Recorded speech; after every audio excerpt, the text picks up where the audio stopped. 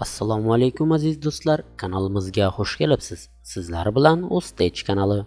Bugungi videoda Samsung kompaniyasi o'zining Galax F lineykasidagi ikkinchi smartfoni Galax F62 ni taqdimotga tayyorlamoqda. Xitoylik tanilmagan DOOGEE kompaniyasining hamyonbop va mustahkam smartfon taqdim etildi. Angliyalik Bentley kompaniyasi 2021-yilda O'zbekiston bilan hamkorlikda elektrokarlar ishlab chiqaradimi? Shu kabi bir-biridan qiziqarli yangiliklarni sizlarga yetkazishga harakat qilamiz.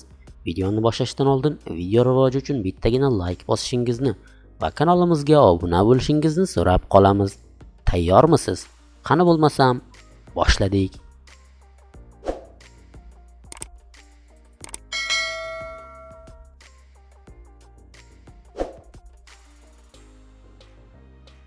Samsung o'zining Galax F61 smartfonini Hindiston bozoriga chiqargan edi.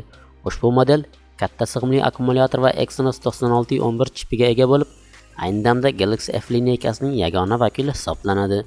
Ammo endi bunday bo'lmaydi. Sababi insiderning sizdirgan ma'lumoti va Geekbench etalon testiga ko'ra Galax F62 smartfon ham tayyorlanmoqda. Bu haqda gsmarena xabar bergan. Samsung A62 smartfoni Galax F62 nomi bilan marketing qilinadi. Geekbenchda sinovdan o'tgan qurilma exynos 9825 chipsetida ishlaydi. Qayd etilgan natija exynos 9825 da ishlovchi Galaxy Note 12 bilan bir xil ekani bois, ushbu protsessor va smartfon borasida hayratlanarli biron jihat yo'q. Geekbenchning yana ko'rsatishicha, Galaxy F62 Samsung smartfonlari orasida birinchilardan bo'lib, qadoqdanoq Android 11 operatsion tizimida ishlaydi. Insider Galaxy F62 Hindistondan boshqa davlatlarga ham sotiladimi yo'qmi, bunga aniqlik kiritmagan. DOOGEE kompaniyasi sig'imdor akkumulyatorga, shuningdek kuchli himoyaga ega bo'lgan bir qator smartfonlar taqdim etgan.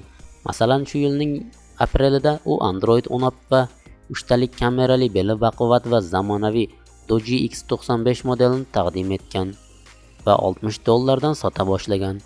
Ushbu ishlab chiqaruvchi o'zining yangi mahsuloti DOOGEE S59 Pro smartfonini namoyish etdi.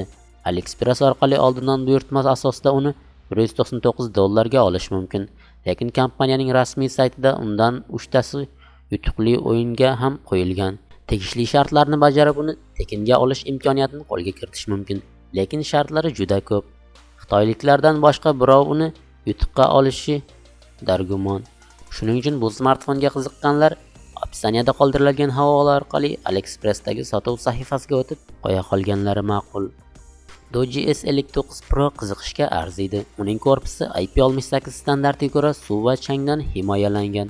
Smartfonning apparat ta'minoti asosini MediaTek Helio P22 protsessori tashkil etadi. Devicening tezkor va ichki xotirasi esa tegishlicha 4 va 128 GB lik hajmga ega. Lekin DOOGEE S59 Pro modelining eng kuchli jihati naq 10050 mAh lik batareyasidir. Ishlab chiqaruvchining va'da berishicha, smartfon kutish rejimida bo'lganda akkumulyatorning quvvati 32 kunga yetadi. Musiqani uzluksiz yangratishda zaryad 2 kunga yetadi. Odatiy foydalanishda esa gadjetning avtonomligi 5 kungacha boradi. Qurilmaning korpusida quvvati 2 wattlik dinamik yon qirrasida barmoq izi skaneri ham mavjud. DOOGEE S59 Pro bosh kamerasi 4 ta modulni o'z ichiga olgan va sun'iy ong texnologiyasi bilan ham ta'minlangan. Ushbu smartfonga 24 wattlik tezkor quvvatlash texnologiyasi tatbiq etilgan. Avtosanoat aksionerlik jamiyati Buyuk Britaniyaning Bentley kompaniyasi bilan hamkorlikda 2021-yildan boshlab yangi elektromobillarni ishlab chiqarish bo'yicha muzokara olib bormoqda.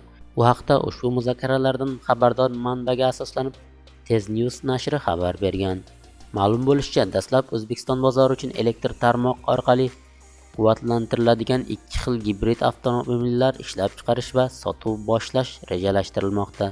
2025-yilga borib ushbu brend ostida 6 xil gibrid elektromobillar ishlab chiqarilishi mumkin.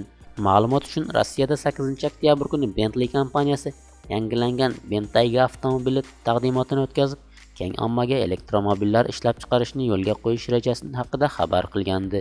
Qayd etish kerakki, hozircha bu ma'lumotni boshqa manbalardan tasdiqlashning imkoni bo'lmadi. Avtosanoat ham bu xabar bo'yicha rasman izoh bermagan. Shuningdek, xabarda bunday avtomobillar ichki bozor uchun yoki eksportga mo'ljallanganligi aniqlik kiritilmagan deya qo'shimcha qildi Sof.uz sayti.